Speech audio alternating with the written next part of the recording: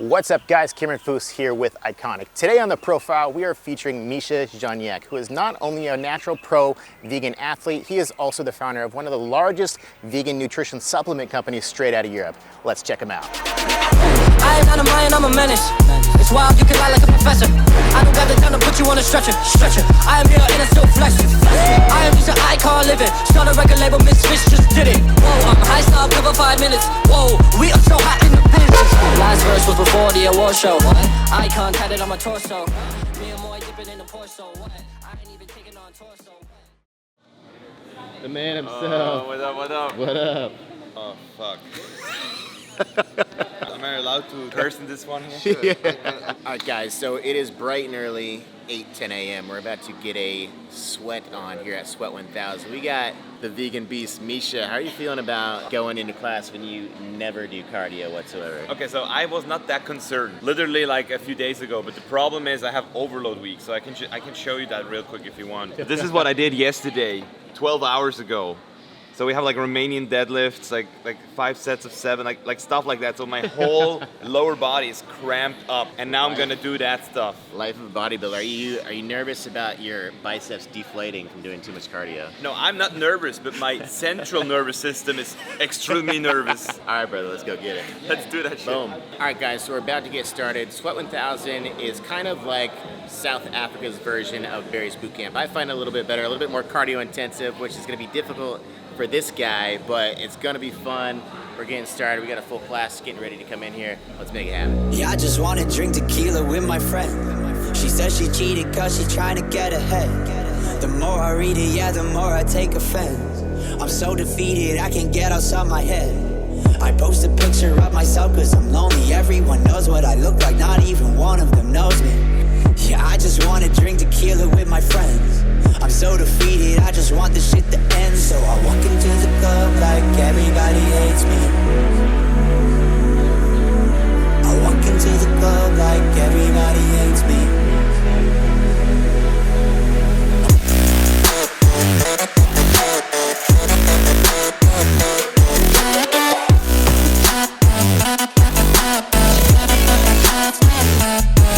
I'm a product of the internet, and now I'm face to face with all the voices in my head. I can't even check the time without facing regret. Why do I still have to mean everything I ever said? And I'm not trying to be like poor me, I made it. I'm just trying to stay normal now that they know what my name is. Yeah, I just wanna drink tequila with my friends. Yeah, they're the reason that I still am who I am. So I walk into the club like everybody hates me.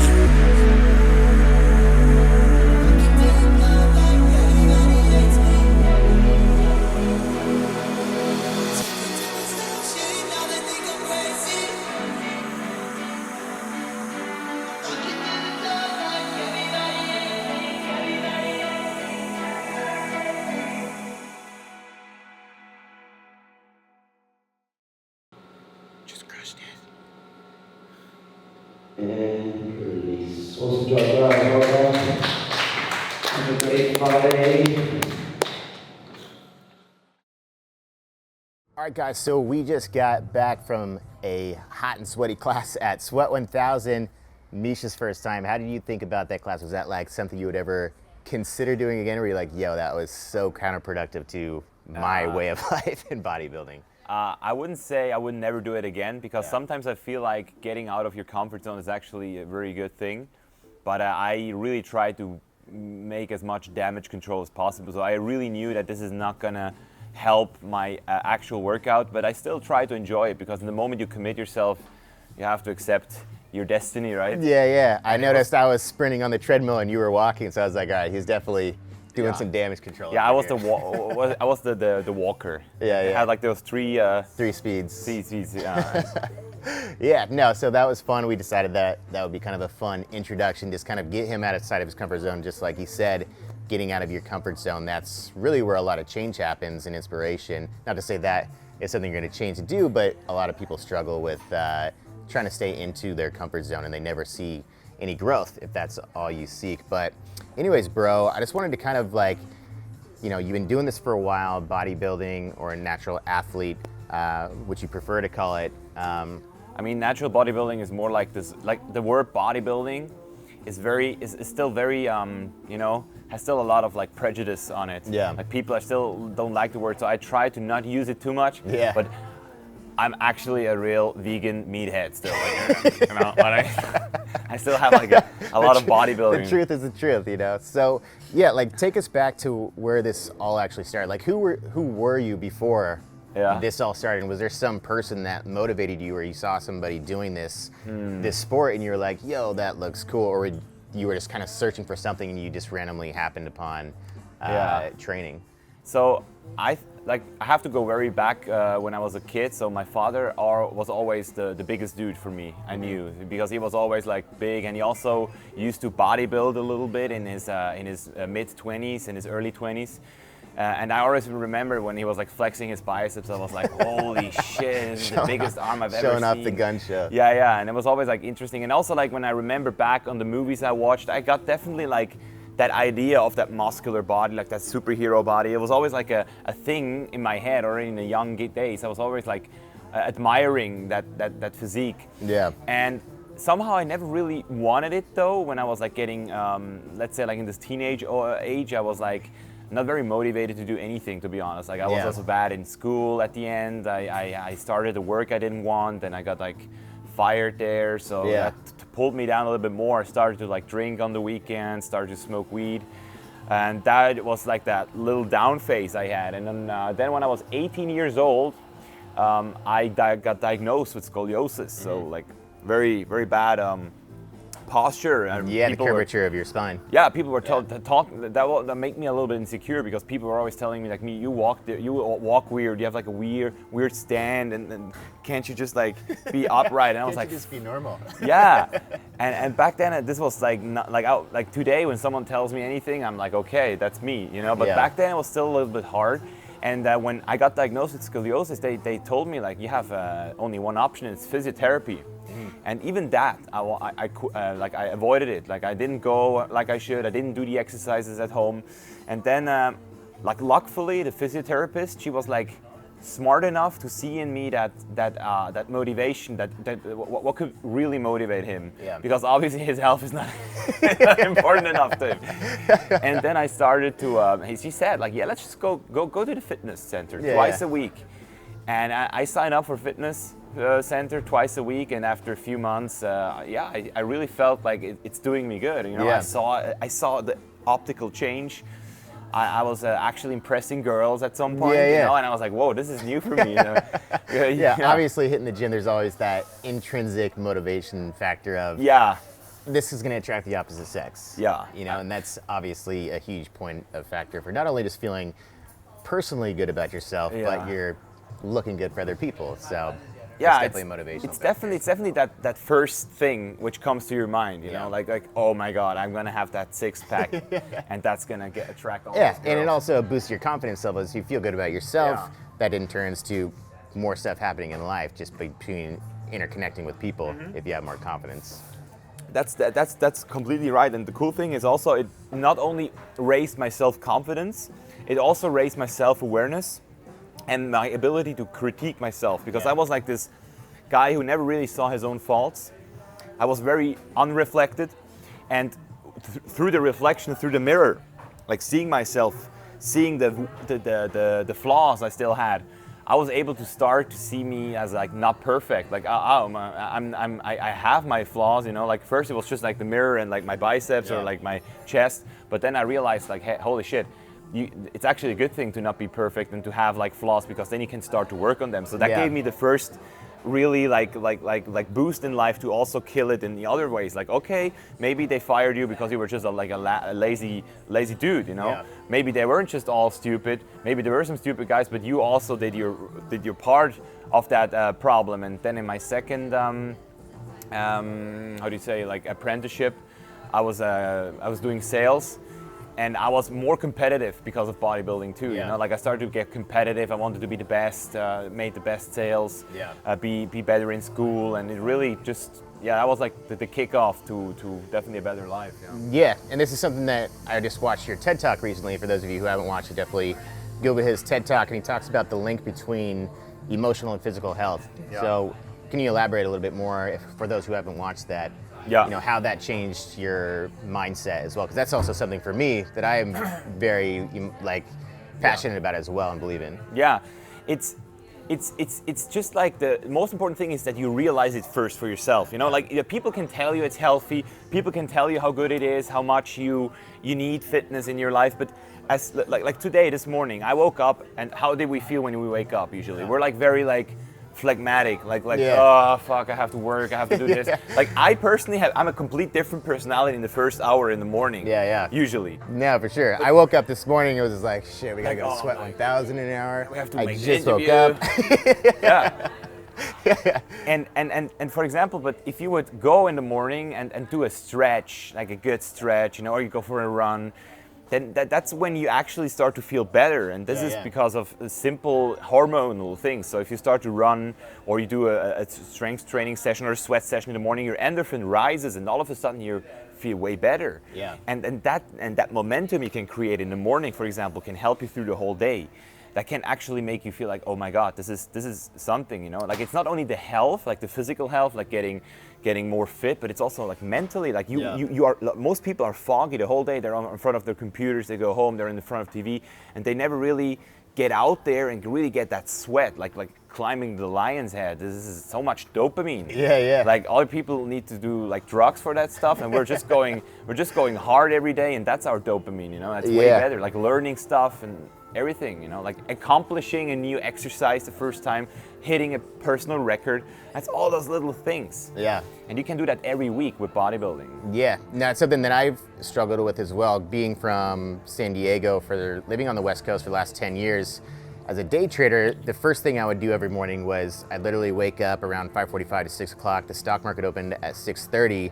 So I didn't even have time to get any kind of endorphin pumping. I would literally slam coffee, and then I would go day trade, and you either win or you lose. So that's a very manic, depressive way to start your day, which is also why I wanted to get out of San Diego so I could start my day doing something else. So for me, like the best thing, like daily routine, especially in the morning, is something huge for how you're gonna start your day, what your mindset is. So like the biggest thing for me is either listening to a podcast in the morning, listening to something motivational that can get you started on the right track, getting exercise in, you get natural endorphins, getting sunlight, getting vitamin D, that's also a huge natural antidepressant, as well as this human interaction, speaking with somebody or connecting with somebody that actually lifts you up. It's actually true. That's a good point. Talking with someone in the morning, or like having a business call, it can actually cheer you up for the whole day. Oh, for sure. Obviously got to be good. That's what was difficult for me in day trading. You have a 50% chance of winning or losing. So half the time I would end the day down. I'd be like, I just started my day. It's only 7:30. So, so that was difficult. And that's why I also loved being, also traveling the world. But anyways, continuing on here, bro, I want to hear your thoughts on failure in general. I know you also talked about that in your TED Talk, of how you break down your muscles, and that's how you rebuild as a bodybuilder, but you also take how important that is in life and in business in general. Yeah, it's also a very good analogy I felt while I was progressing as a bodybuilder, because at some point in your your bodybuilding career, if you're really serious, you're going to realize that it's not going to get any easier with time. Like it's only going to get harder to build more mass. So you're familiar with the 80-20 rule. That's how I motivate most people. I tell them, look, man, you can have 80% of your success in bodybuilding, which is 20% of your effort. Like if you just do the few things you actually have to do right, you can get those 80% easy. But for those last 20%, you need to get all what you have. And I sometimes feel like I'm not even in those 20% anymore, where I get like the last 20. I'm like, I need to get those last 2%, and therefore I have to do 98% of the work, So failure is something I actually have to overcome every time. Like right now I'm in my overload week. So overload means like you load more than you're actually capable of. So your fitness. So that's what you just did this week, your fitness decreases, and your recovery. You need to have the recovery. So failing is okay as long as you fail smart. So I call that the functional overreaching in bodybuilding, and it's basically like you can compare it with like failing and learn out of your fault. Yeah. You know, learn about the things you failed. Like that's functional overreaching. If non-functional overreaching is you overreach and you still train more, and then you not get stronger, but you also you even get weaker. Yeah. And that's how people usually fail when they fail and they don't learn out of their mistakes. They fail harder and harder again, and then at some point they're completely done. So failing is very essential. But always keep in mind that you should like learn out of every fail. And I had a lot of my like I mean every entrepreneur has like. There's not a lot of people I know who really can tell me that they never had like those And I think shitty that's days. really what shapes you as a man and a businessman as well, being successful. I think it was Bill Gates, I can't remember who exactly said it, but he said success is a lousy teacher. Because you don't learn anything, you just keep going on this kind of steady plane without anything kind of holding you back and learning any sort of lessons. So I've had a lot of different failures, especially this last year. That's definitely been one of the most best personally developed years of my life due to all the failure that's happened. So, you know, I don't take regret for any of that. I kind of find it as a blessing because it's made me have a lot of different changes in my life that otherwise maybe wouldn't have happened, that pushed me in the direction that I maybe have wanted to go, but wouldn't have been going down that way with certain successes. So I think it's extremely important that if you do fail at something, you take it as a blessing. And learn Embrace what that it, right? means. Yeah. I just read Viktor Frankl's book, Man's Search for Meaning, one of my favorite books of all Man's time. Search for Meaning. Man's Search for Meaning. Yeah. He was in the Jew concentration camp. And he survived it, and he basically tells his story in there. And he was also he has like logotherapy. It's like psychotherapy, just a little bit different, and it's all about like the meaning of your life and how the worst situation of your life can be still have meaning, because that you know, and you have to find that meaning. It can sometimes turn into the best thing that ever happened in your life. Yeah, and how people died because they lost the hope and the meaning of their life in concentration camp, and that they died of typhus, and other people, they survived like him because they were mentally able to keep up. You know? And that really, it's really like when you read that book, you really know that there's no time for pussing around. You should just take it and like, okay, this is it now. This is my situation. Let's do this. Yeah, you know? You really have to embrace it and just take it for what it is and just move on from there. But I also want to talk about, you know, a lot of people who are the best at what they do, they take it to the extreme, and that's why they're the best. Yeah. But also, I've seen this because I've known several people in the fitness and bodybuilding industry, especially like the fitness model industry, not necessarily bodybuilding, but they take it too far to the point where one of my friend's husband almost died in the hospital after a competition. Another friend of mine was in the hospital after a competition as well. Have you ever found yourself going too far in your training where you're kind of like, whoa, this is like, I'm working really hard, but maybe I'm working too hard, or I'm taking my body to a level that's unhealthy? Yeah, I mean, like competitive sports is always unhealthy to a certain point, especially around competition. And even though I do the sport 100% drug-free, like I'm lifetime natural bodybuilder, I still feel like I'm not healthy in the moments when I'm on 5% body fat, I used to 2016 when I won my pro card. Like after that competition, before the competition, the sex drive was down, you know. After the competition, I remember my testosterone was super low for like at least another 2 months before it recovered. I remember my whole mentality, like the workload my brain was able to process was lower. I was not that, like right now I'm as strong as I used to be almost, you know. In certain areas I'm stronger, but just to say, like, you feel that you really take a lot from your body in those moments, because you want to be the best, like I said.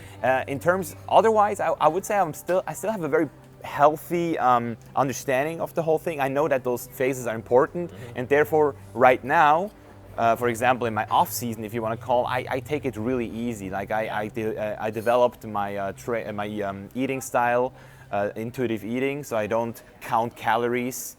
I don't have a meal plan. I just intuitively eat, and it really works well because it's basically the easiest way to keep the adherence high.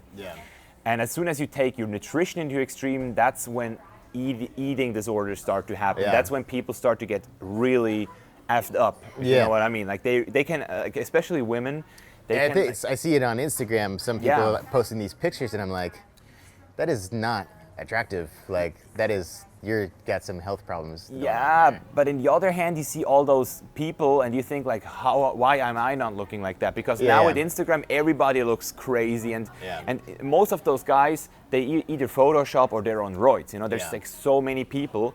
Like it's just the easier way to do it. Yeah. And therefore, you should never compare yourself with those people. Especially, I mean, I'm blessed with good genetics, for example. Like I'm not gonna lie. Like not everybody can look like me. Speaking of which, you mentioned your persona is Polska Genetics. That Or was what that, is oh what my is this? God. Where did you dug up that, man? Where did you dug up that? Yeah, so that was my first video on YouTube. Yeah, yeah. It has like almost 1 million clicks, but nowadays nobody watches it anymore. Yeah, I think yeah. it's like a slideshow. Yeah. I just remember I was very proud because my father, Yeah. he was Polish and he really, like he looked super good. I remember he showed me pictures where he trained for like 3 months and he was already competing. And already like guys were like placing lower than him after 3 months of training. So he also got that, I don't know what it is, but it's like the bone structure and as Yeah. well as like the recovery. We just have like a very good good genetics for that sport.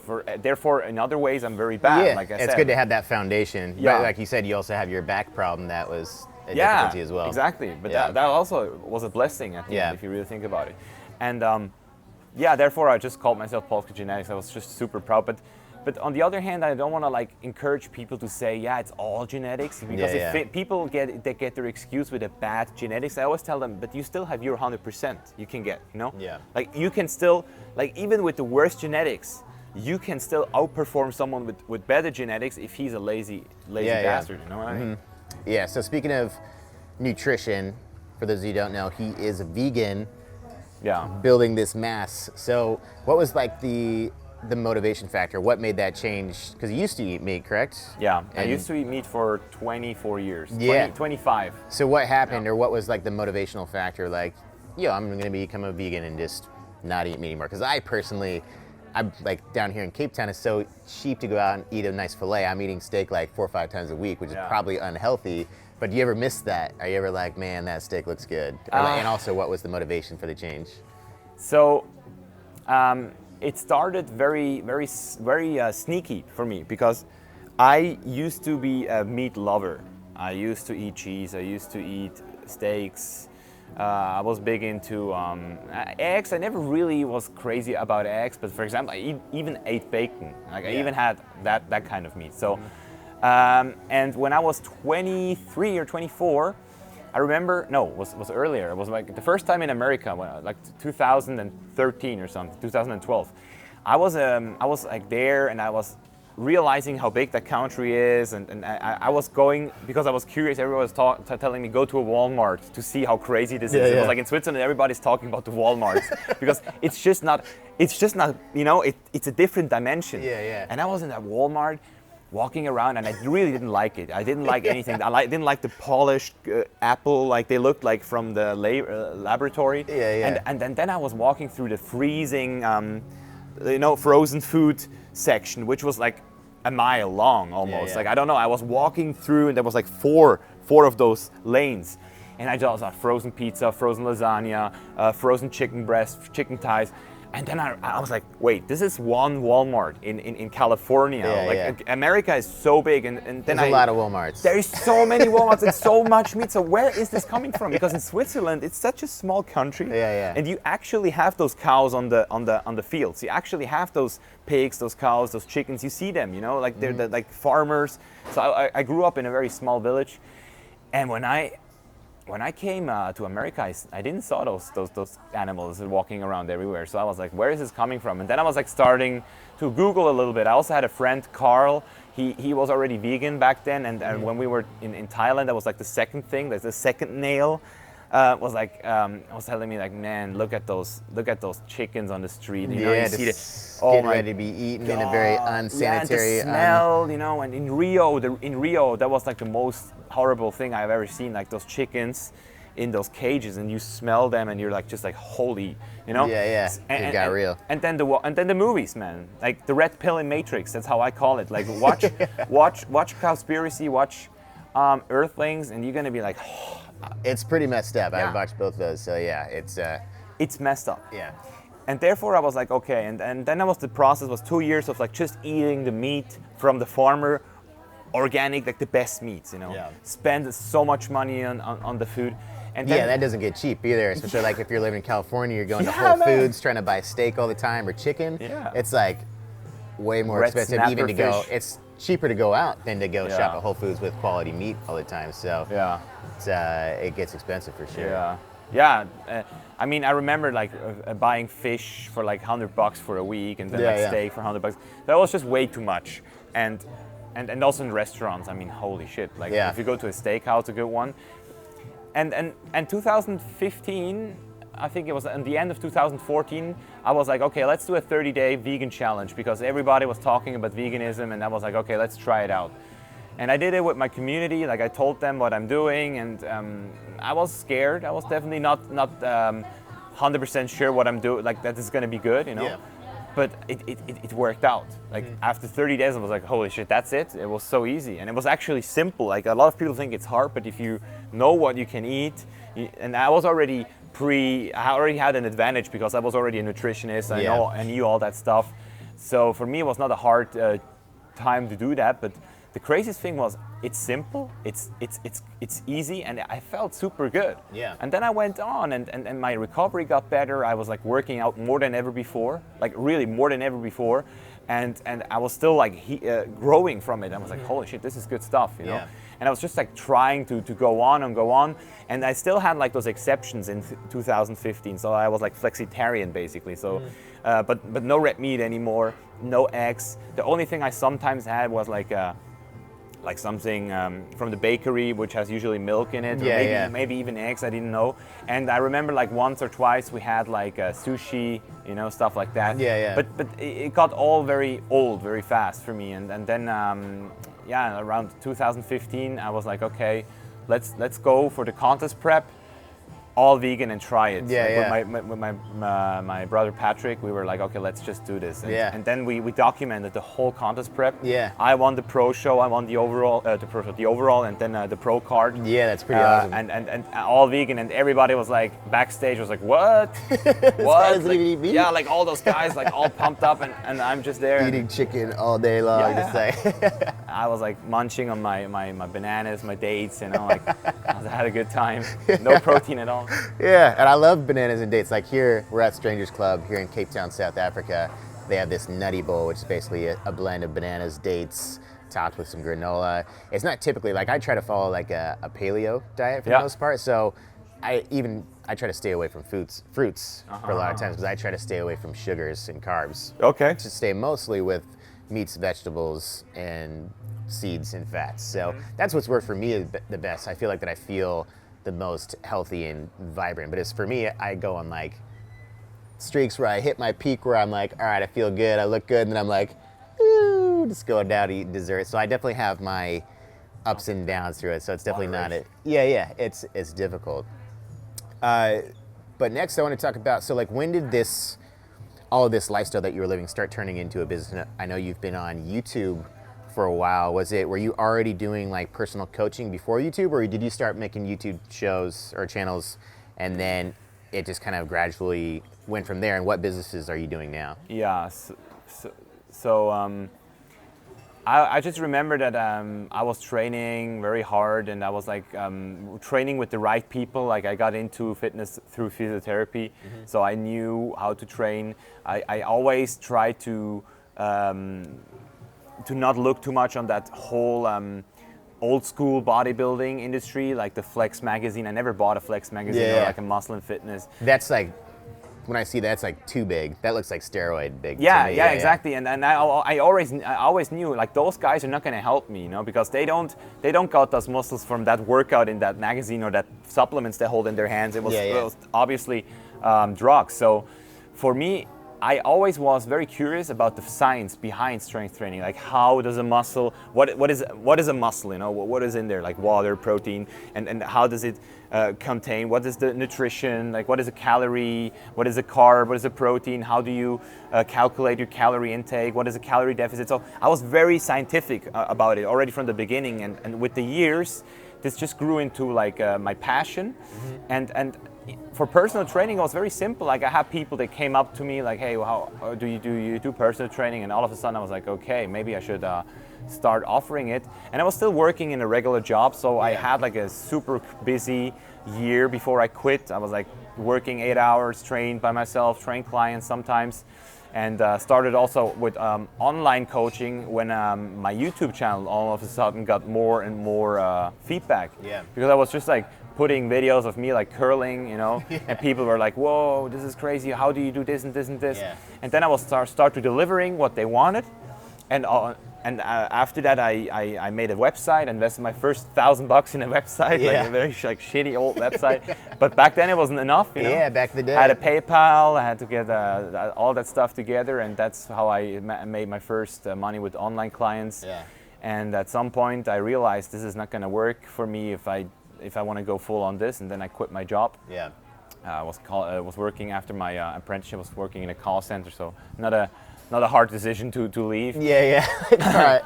Yeah. Done with this. Nobody wants to be a telemarketer cold calling people. Yes. I was not cold calling luckily, but cold Yeah. calling is the worst. Yeah, I know. I have people. I did next it in to high me. scholl, dude. I used to sell credit protection to people and call it. Be like, hey, this is Cameron Foose on behalf of MBNA America. Yeah, they'd be like, who the fuck is this? Oh, it was the worst. But I also want to talk about, so you have Pro Broware. You're a co-founder with a couple of your buddies. Yeah. How did that, like, what was the process for starting that? I know clothing can be a difficult industry to get into, both when I was growing up, my family, that's how we made our income. My mom and dad ran a clothing company together. My brother had a clothing company. I'm actually starting a clothing line to go along with Iconic. So I'm definitely interested to hear your story about how you started Pro Broware and how you actually made it into a success. Yeah, so a few years later, after my second competition, I met my bro Patrick Reiser, and he was like everything I didn't have or I wasn't, he was, and everything he didn't have and his was, like we were like perfectly together. Yeah.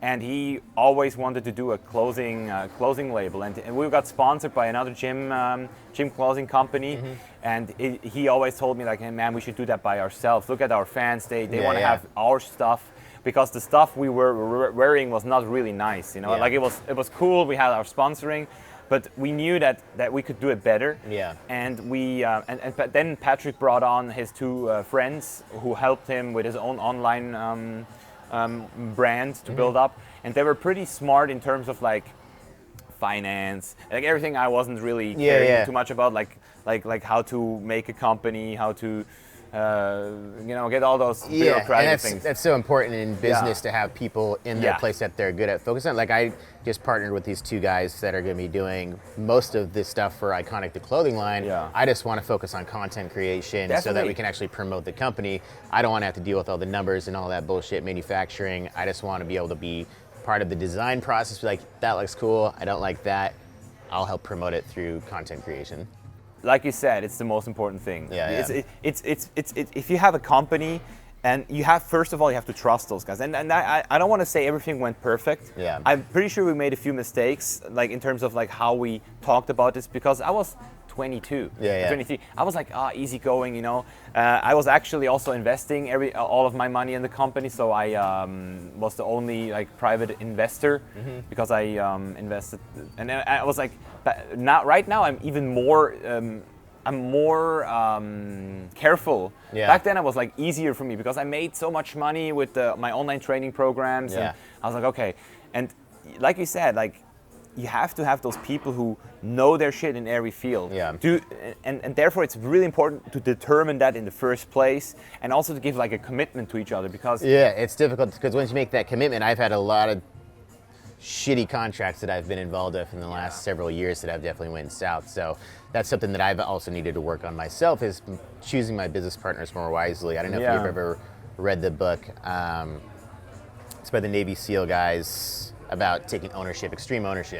From Joko Willikins. Yeah. That's definitely, that book had like a very positive impact on me after reading that.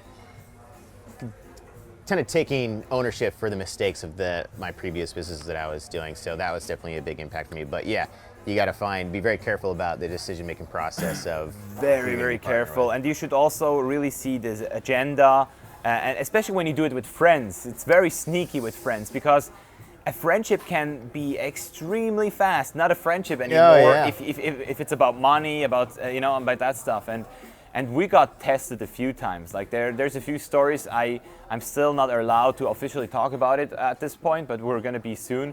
But we had like a big loss of money. Like someone stole money out of our company. Really? It was not someone of the people who founded it, but this guy was stealing a lot of money, and we're almost bankrupt. And the one guy who was of the founders was a little bit like we could easily say, hey, it's your fault and you should but we didn't. You know, we were like all loyal to each other, and that was like a big challenge. And it's really important that the expectations are the same, that you really talk about that as long and as clearly as you can. Like, don't hold back anything, otherwise you're screwed. Yeah, you got to lay it out on the table.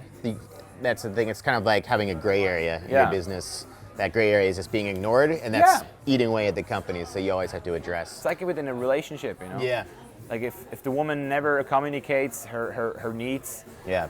For 10 years, the guy doesn't even know, but she has like that, feels that resentment, and it's going to build up. It's going to get worse. And the same as with business. If someone thinks he never got the same, he never got what he was deserving in the first place, and he never communicated it, it's 100% your own fault if you don't do that, you know. So that's very important. Yeah. And what about ProFuel?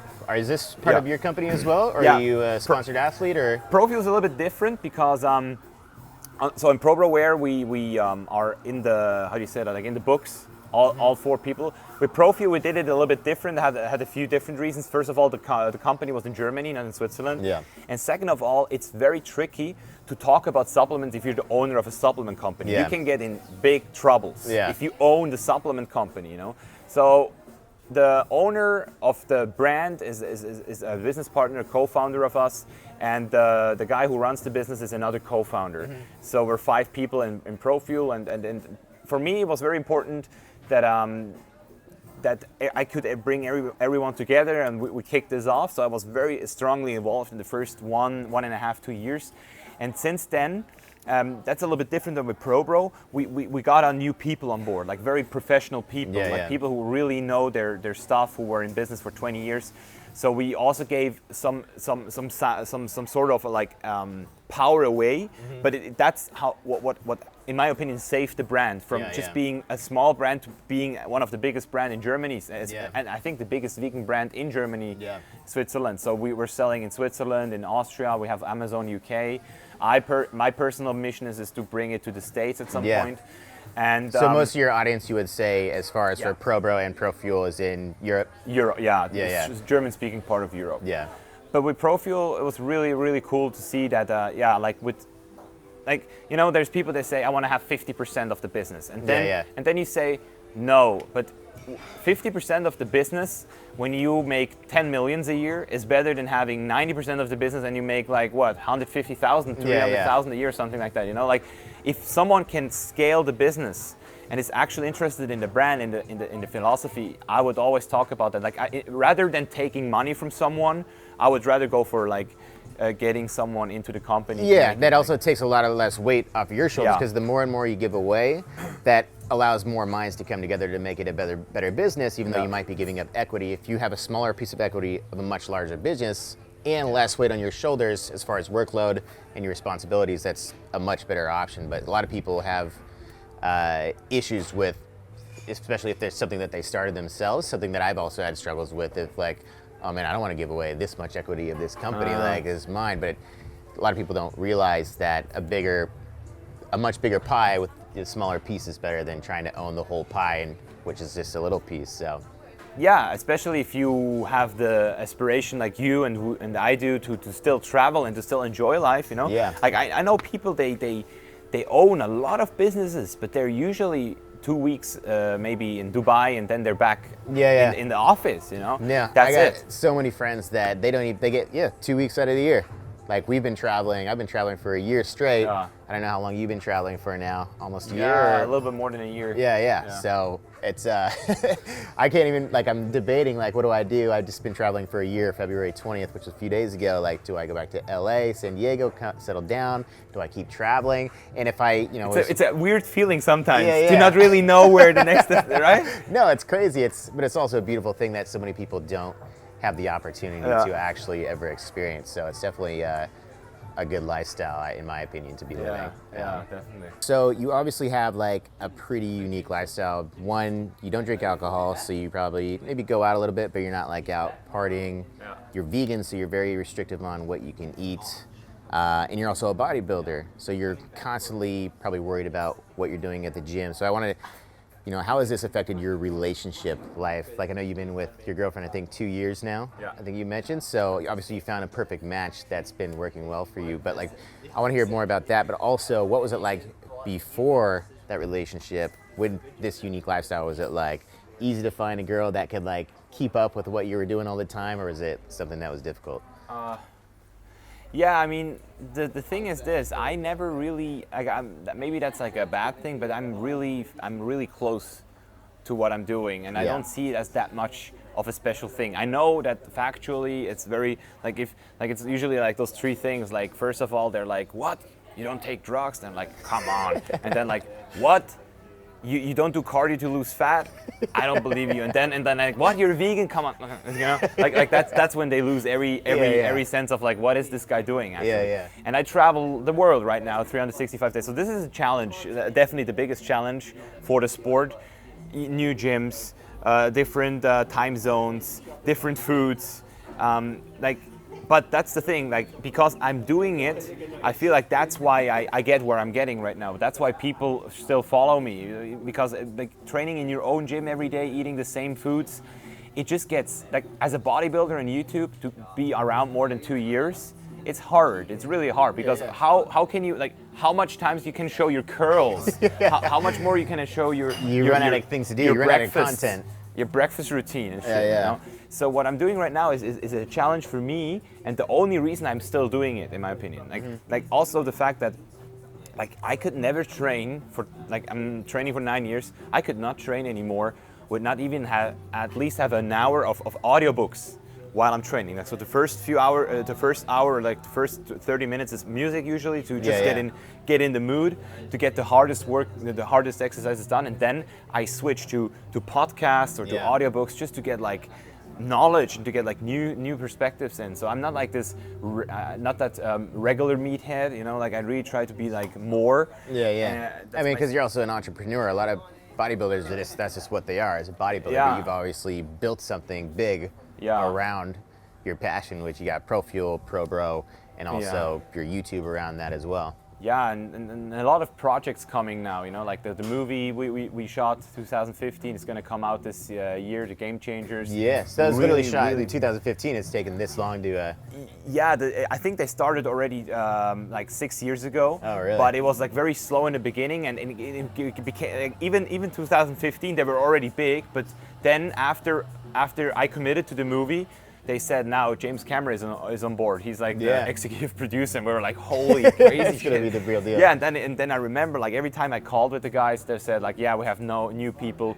We shoot 4K now. We shoot at this. It's gonna be at Sundance Film Festival. It's gonna be big. Maybe Netflix. You know. So right now I'm feeling like, whoa, this is crazy. And so you're kind of like got this build up waiting for this release that'll probably take at least your reach to the next level of what. On social media. Not only the reach, but also the how do you say that? The credibility, you know? Yeah. Because what I realized is in Germany, people interact with me offline. They see me on the street, sometimes in Switzerland, or I'm out at the FIBO. I was at the FIBOs, you know, like at the fitness expos.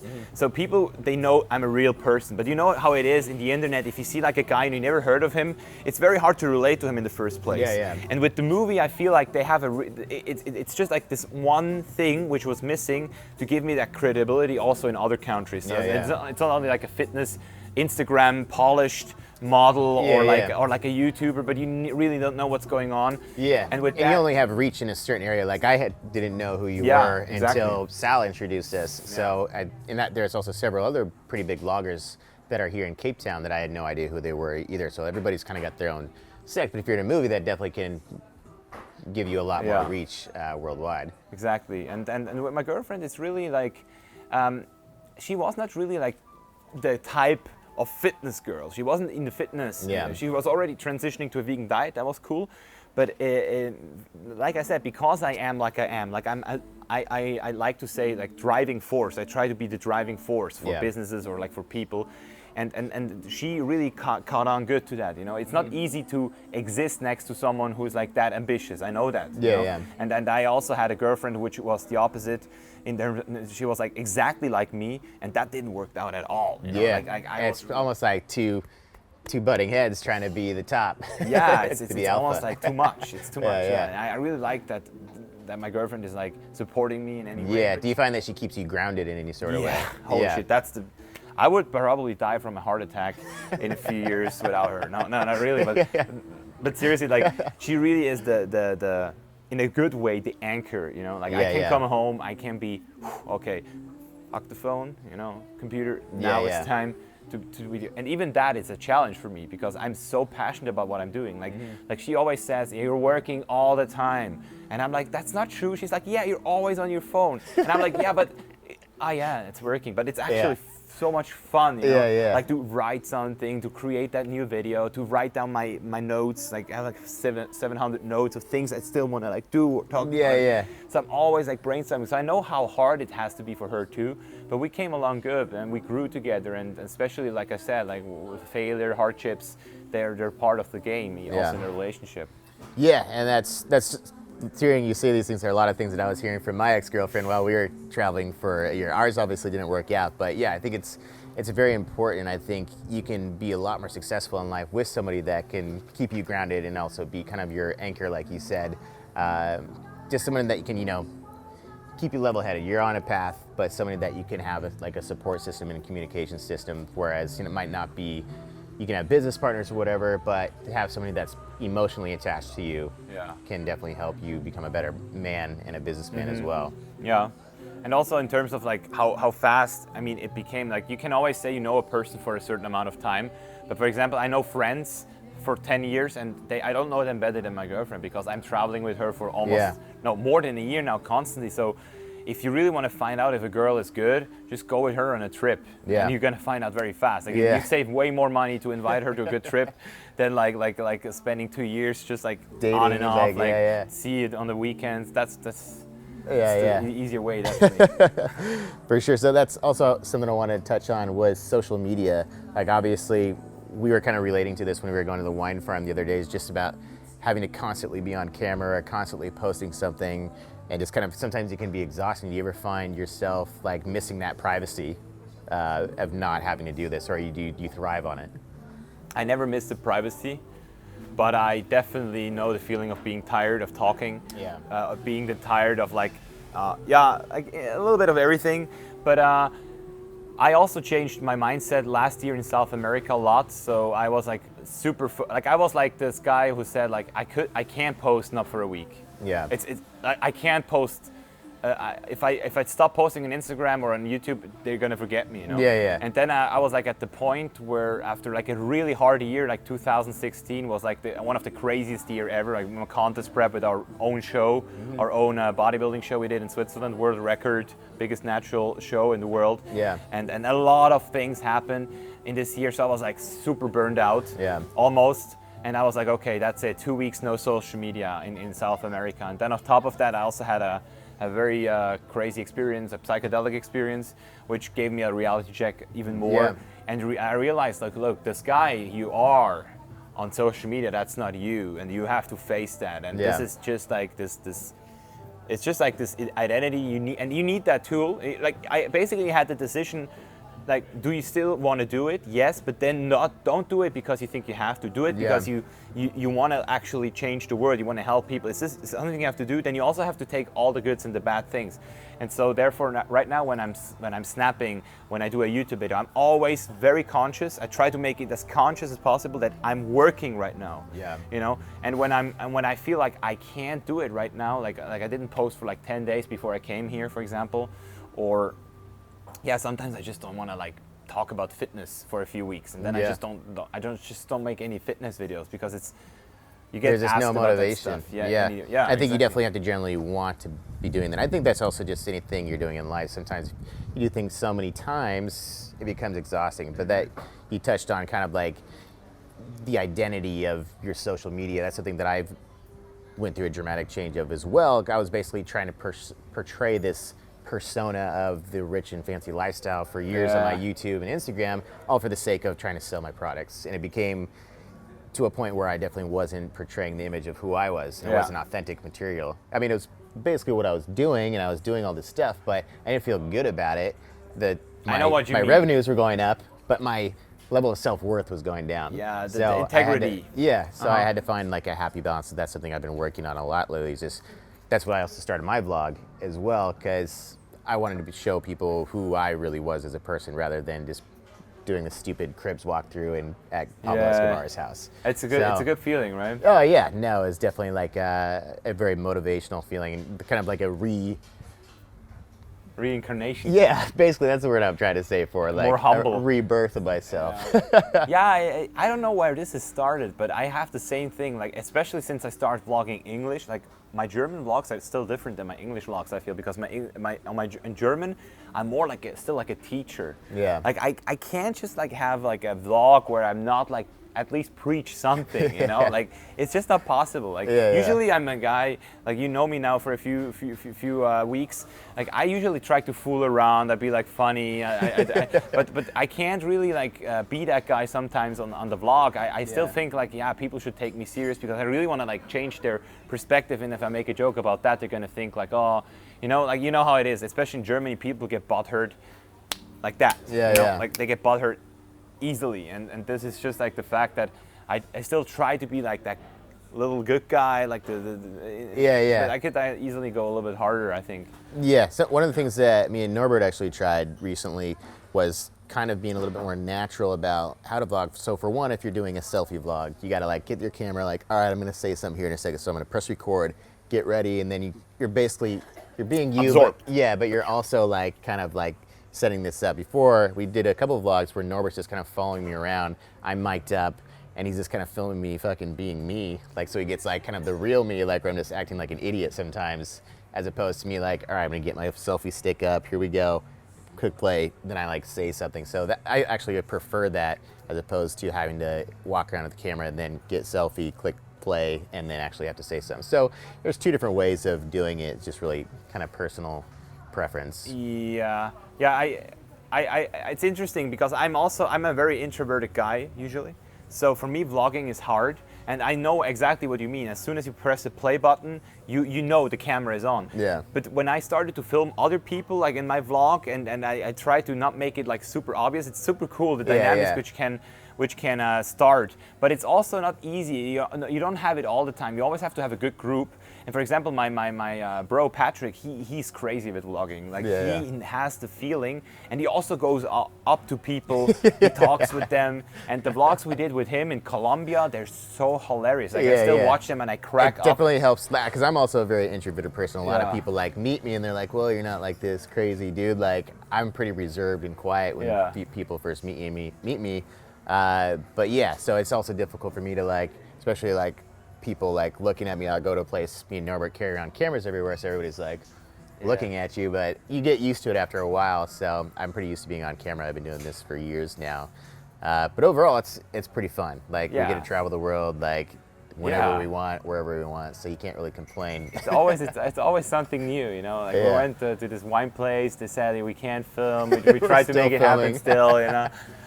Like you're just getting, you get used to it. Yeah. As long as you respect people personally, it's always good. Yeah. So as far as the rest of the year, what is the plans for Mischa? It's a good question, man. It's a very good question. I have no plans.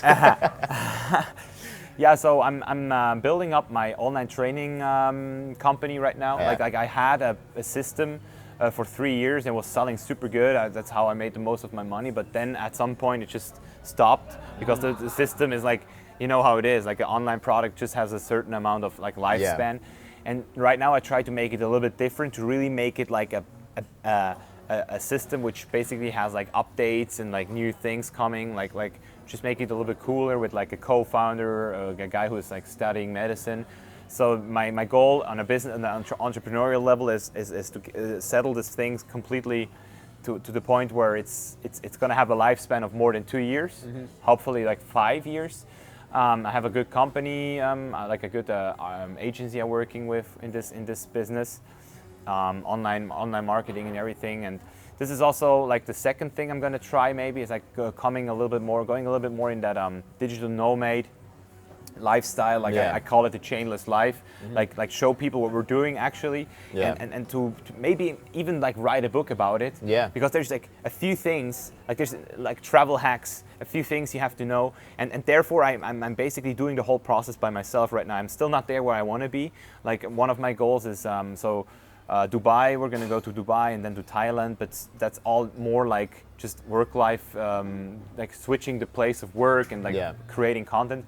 But then I'm actually gonna go back to Switzerland for 2 weeks to really like rip everything off, which is still there. Like the only room I have with my stuff, I'm gonna like close it. I'm gonna go to the state and say I'm leaving Switzerland. And then I fly to Panama and try my and to get my citizenship there. So I really save the most amount of tax as possible. Just to try like all those things and document it on the same time, you know. So show people that this is actually a learning experience for yourself as well as show people exactly what you're doing. Because it's to be beneficial for your business in your life going forward. Exactly. It's like when you ask people how if people in Switzerland hear about Rio de Janeiro or Cape Town or like Africa, they say like, oh, it's criminal there, and then you come here, it's not. So the same I want to do with the whole lifestyle of being chainless. Like, but like I asked so many people, what do you think about leaving Switzerland? Are you crazy? This is so secure. Insurance problems, this and this and this and this and then what? But every assumption and every doubt, it has an answer, and it's like, okay, you can have an insurance worldwide. It's easy. It's like that, you know. Like you can have you can put your business in Canada or like Panama or whatever. So there's like and just to show people, look, I did it, and I'm still living, and I have a good life right now, and that's what counts. You know, what's now. Like you can't have a right on the future. You don't know if you have it. You can't really like try to. You can work for it. So the plan is really to go to Panama, get the citizenship, go to LA back, promote the movie, get shredded again. Not too shredded, but shredded enough. There's always like this, you know, until like 8%, like everything below 8 is just freakish. You feel bad, you look, for the general population, you look not good anymore. But I like 9, 10% just to be like in the shape of my life again.